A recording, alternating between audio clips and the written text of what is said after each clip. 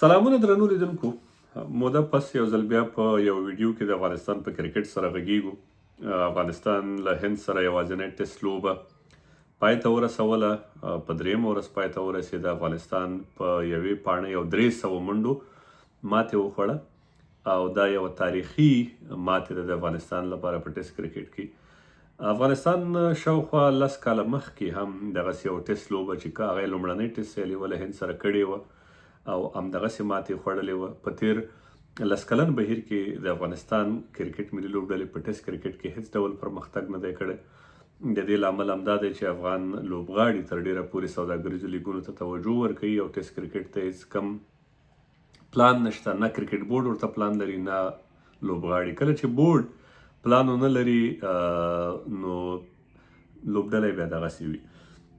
د بورډ د پلان مسایل دا دي چې که تاسو وینئ په 2018 او 2019 کې افغانستان چې فرست کلاس سیالۍ کولې 6 لوبډلې لرلې، ډېرې منظمې سیالۍ وي او هغه وخت کې د افغانستان ښه لوبغاړي وو، اکثریت ملي لوبغاړي پکې لوبېدل. خو متاسفانه چې اوسنۍ ادارې هغه فرست کلاس سیالۍ محدودې کړي، ډېرې کمې کړي. نو ته چې په خپل ملک کې فرست کلاس سیالۍ یا 4 ورځنۍ سیالۍ ارزښت نه ورکوي، په ډیره محدوده کچه یې ترسره کوي، بیا ټیسټ لوبو ته هم ځي او دغسې غټې لوبډلې سره ټیسټ سیالي هم کوي. نو په یو ورځني یا 2 ورځني تمریناتو باندې هیڅ نه کیږي. لږ تر لږه زه فکر کوم چې 3 میاشتې 4 میاشتې که ستا لوبډله په ټیسټ کرکټ کې یا فرست کلاس کرکټ کې مصروفه وي نو ته به بیا هلته دوی ته ویلی شي چې ته بهرني لیګونه مه کوه ځکه ته ورته پلان لري. ته هلته په کورني کرکټ کې بوخت کړي دي. دا یوه مسله ده. او بل د دې هغه نور هر څه تاسو ولیدل چې افغان لوبډلې په کومه برخه کې کمزوري وه او هغه یوه معلومه خبره ده. یو شی چې د ستاینې وړ دی هغه د سلیم صافي توپ اچونه وه.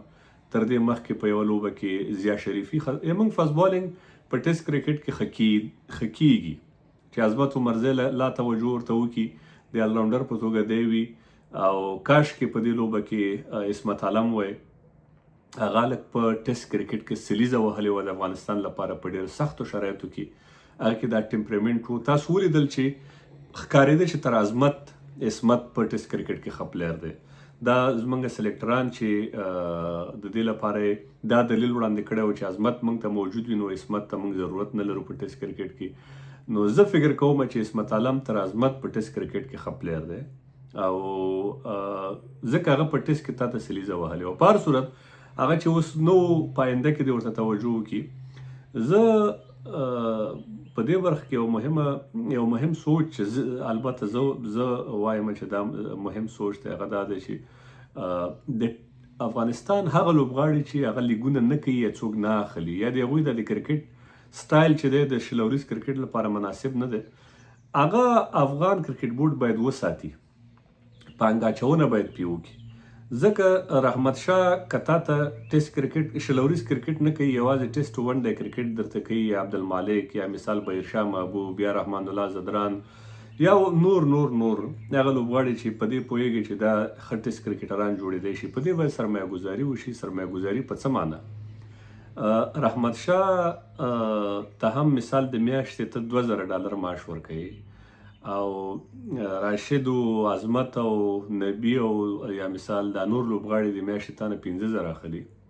دا ډیره ناانصافي ده چې ته یو لوبغاړی د ټیسټ ون ډے کرکټ ته محدود کړی هم وي او بیا ساتلی هم نشي. که بورډ د لوبغاړو د ساتلو برنامه ونه لري نو زه فکر کوم چې را روان 10 کاله بعد هم افغانستان ټیسټ کرکټ نشي ګټلی. ځکه په اقتصادي لحاظ موږ ټول لوبغاړي ډېر ځپلي دي. هر چاته که د لیګ د لوبېدو موقع په لاس ورشي هغه یې نه قضا کوي، په هیڅ معنی نه قضا کوي.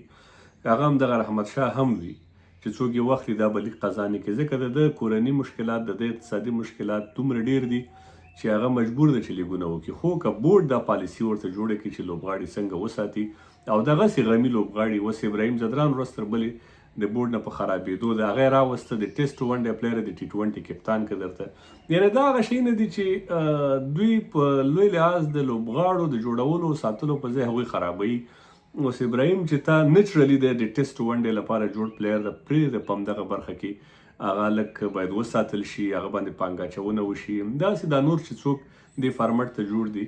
دا فاست بالران لکه سلیم صاحب، لکه ضیا شریفي، لکه بلال سمی، لکه نور چې په افغانستان کې دي، په دې باندې پانګه اچونه د بورډ مسؤلیت ده او د دوی ساتل د بورډ مسؤلیت. که دغه لوبغاړي له لاسه لاړ شي، زه فکر کوم بیا به ډېر وخت ونیسي چې موږ بیا یو لوبډله جوړوو. او ټیسټ کرکټ تر ډېره د ایکسپیرینس لوبغاړو کار دی چې دوی پکې تر ډېره عمره پورې ولوبېږي. یوه ډېره ښه لوبډله په افغانستان کې جوړېدی شي. خو زه لوبغاړي نه ملامتوم، په دې کې ډېر مسؤلیت بورډ ته راجع کېږي. یو خو باید بورډ لوبغاړي لږ تر لږه په کال کې 10 ټیسټ میچونه ورته حد اقل برابر کړي، او په افغانستان کې 3 میاشتنی فرست کلاس کرکټ. دا دوه هغه شیونه دي چې دا د بورډ مسؤلیت ده، او د لوبغاړو ساتل په اقتصادي لحاظ او په هر لحاظ. که دوی غواړي په نړیوال سټیج کې ټیسټ کرکټ وکړي، او که داسې د ټوکو بورډ روان وي او داسې د ټوکو کیسې وي چې شلوریز نړیوال جام او ون ډے نړیوال جام او بس زه او راځه، نو زه فکر کوم دا د افغانستان د کرکټ د راتلونکي لپاره د ګټې په ځای ډېر تاوان کوي. خدای دې هغه ورځ نه راولي چې موږ ټیسټ سټیټس بیرته د لاسه ورکړو.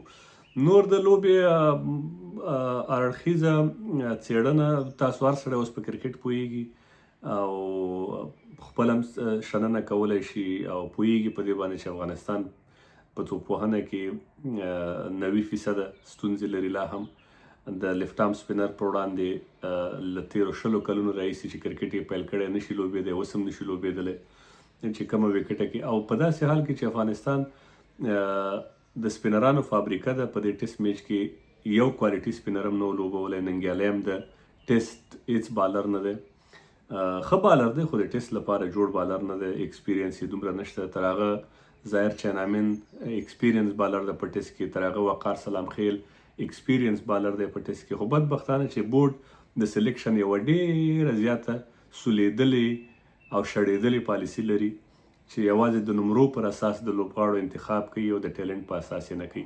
مننه. دا ټیسټ لوبه د دې وړ هم نه وه چې سړی دې پرې تبصره وکړي، خو هغه ما چې کوم مهم هدف دی هغه د راتلونکي لپاره دی، او باید بورډ دغه درېیو مسلو ته پام وکړي. یو باید لږ تر لږه په کال کې 10 ټیسټ لوبې او ورسره 3 میاشتنی فرست کلاس کرکټ سیزن لا 4 کشي لا به ښه وي او ټیمونه د اضافه شي.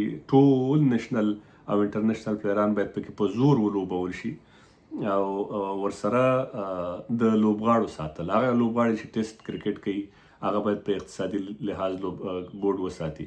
که وی نه ساتي نو ټیسټ کرکټ په افغانستان کې ختم دی. مننه.